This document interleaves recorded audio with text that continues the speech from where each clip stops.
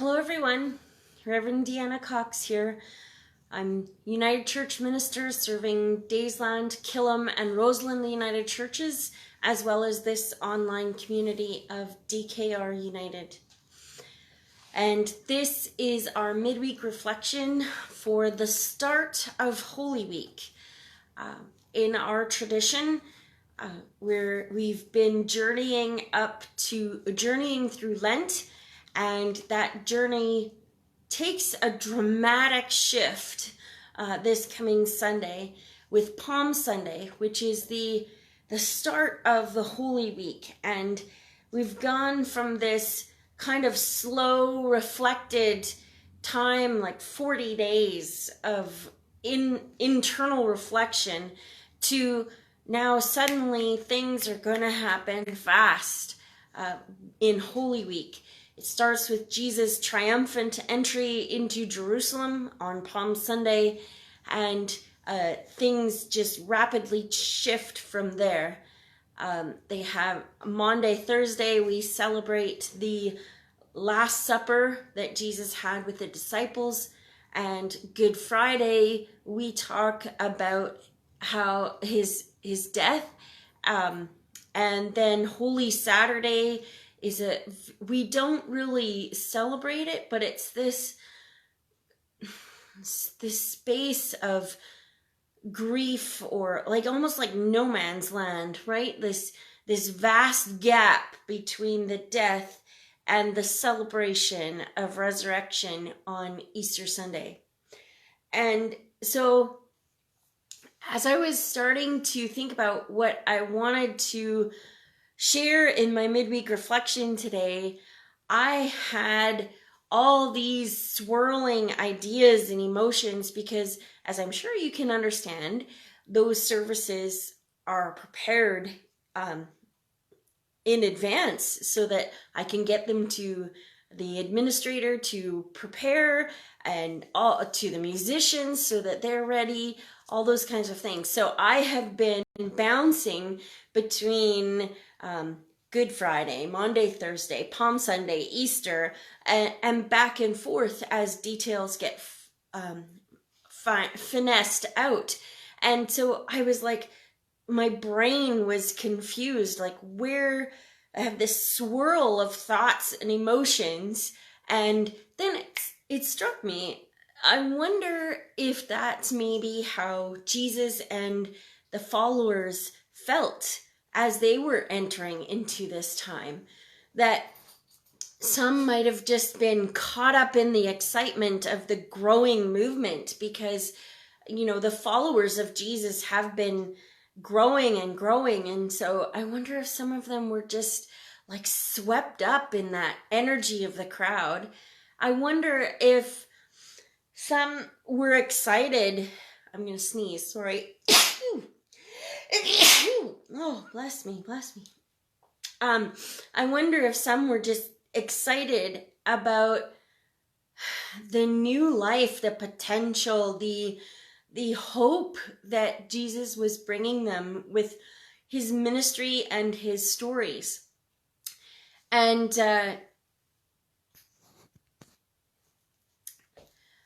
I wonder, some were just caught up in that hope and joy, and some maybe have been leery or even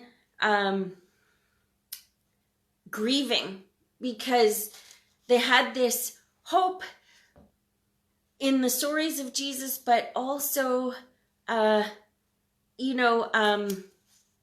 could see what was coming.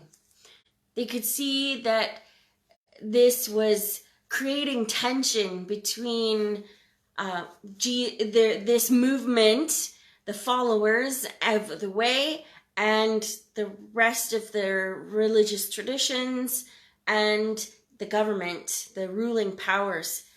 And so they could anticipate how this might end. And so they were leery and grieving. And some might have just had no understanding. Maybe things were happening too fast for them to grasp. Maybe they needed more time to figure it out, or maybe they just plain couldn't understand. And we're just kind of numb and being swept along with the others. And I bet you there were those that were feeling all of this and more. And so I was thinking, it's okay that I had this complex swirl of emotions and not sure what to present today, because I think that's how it would have felt. All of that and more are encompassed in our Holy Week. And perhaps that's why we tend to want to jump from the joyous celebration of Palm Sunday and the triumphant entry into Jerusalem to the joyous celebration of Easter. And we don't want to deal with the messy bits in the middle. But any professional will tell you that in order to truly begin to heal, we need to deal with those messy bits. We need to confront the pain and confront the frustration and the anger, and to confront the pieces that we're struggling with, to fully embrace the gift of grace and new life. And so we need to experience Maundy, Thursday, Good Friday, and Holy Saturday so that we can fully embrace the grace, hope, and abundant life that comes with Easter. And throughout this Lenten season, we've been talking about, we've been using a worship series that is guiding us to look for love and to see where our scriptures point us to where to look for love. And as a contemporary example of this, in our physical worship, we've also been lifting up one of the 94 calls to action that have come out of the Truth and Reconciliation movement. And we've been lifting up a different one each week. And this past Sunday, something amazing happened.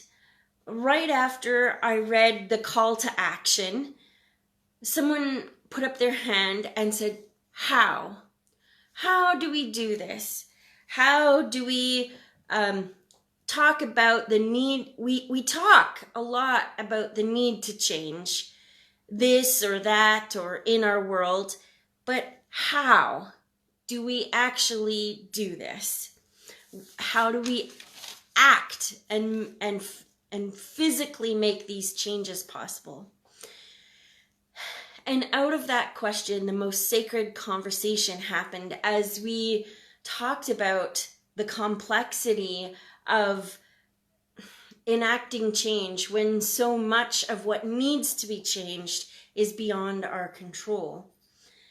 And as I was thinking about Palm Sunday and about talking with you here in our midweek reflection, that sacred conversation came back in my heart. And I wonder if that's some of what drew the crowds to Jesus that day as he was entering Jerusalem. I wonder if they were also asking, how? How does this man who talks about loving our neighbor, how do we do that? What is that going to do? How is that transformative love that Jesus talks about all the time? How is that actually going to make a difference?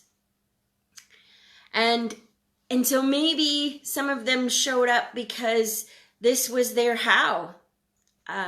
Jesus' entry into Jerusalem that we will hear on Palm Sunday is often equated with our modern day protest rally.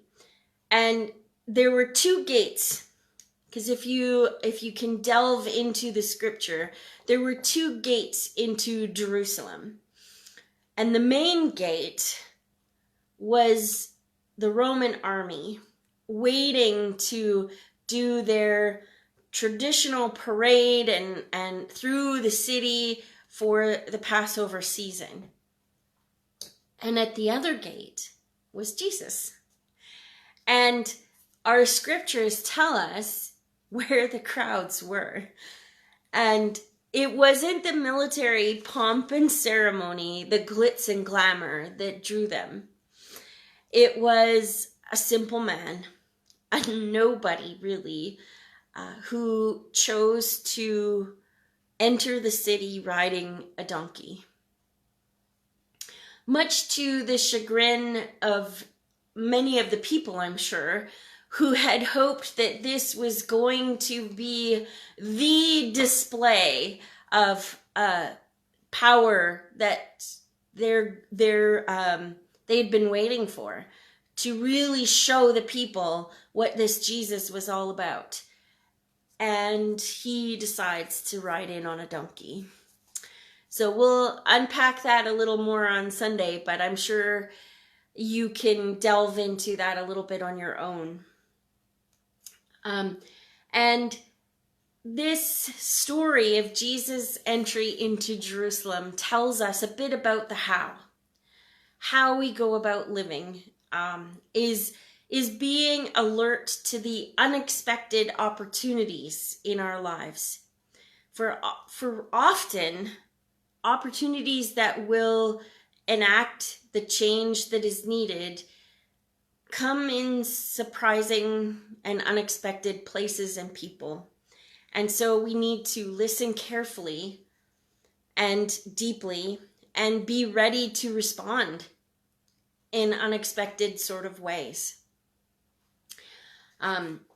For example, I have been struggling myself with talking. We talk about how our faith calls us to stand up for what is right and just, and to advocate, to be an ally, an accompanier to people that are have less power than ourselves or have been marginalized in some way. And so I struggle with how do I do that in situations, not necessarily in church, but in people and places that I encounter, and how do I do that in such a way that is compassionate and loving and respectful.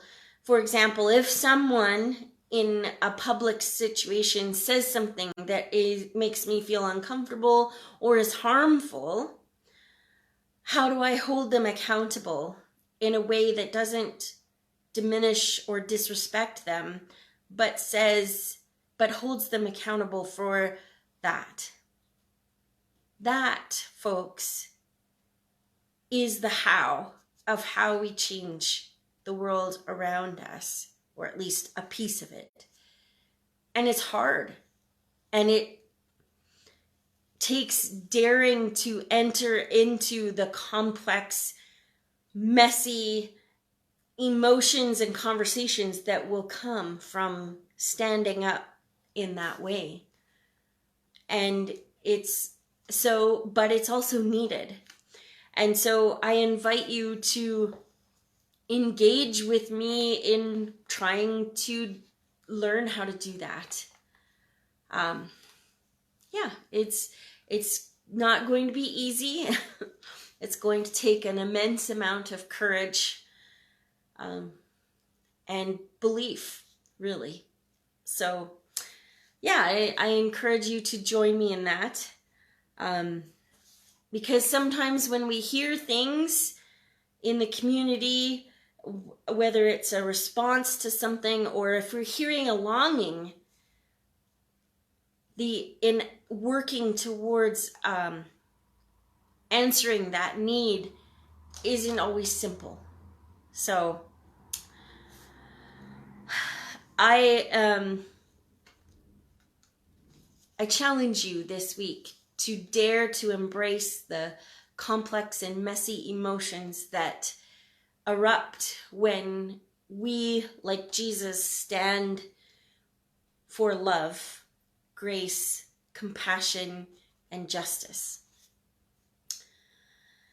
And so as we close this midweek reflection, I just want to share with you I shared last week how we are gathering funds to supply a classroom that with novels for their next novel study, in how this is a classroom of children that have already dealt with complex trauma. And so as part of our living better and being and doing an action that will make a change in the world, we are asking for donations to get a set of books, of novels for this class. And so I would love to blow our goal out of the water. So if you are at all moved to contribute to a novel study for a classroom of 8 students with complex trauma, trying to be better and live better in their world, we have ways that you can e-transfer, and I will try and include that in the link under this video. We want to send that probably by Friday at the latest. So if you are thinking of making a donation, please do it quickly.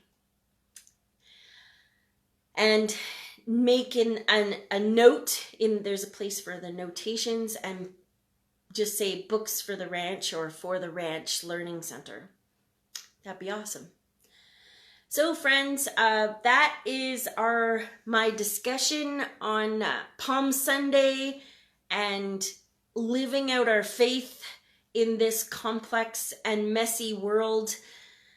Daring justice and bold discipleship is often messy. And so I encourage you to get messy this week. Take care. God bless you. Bye.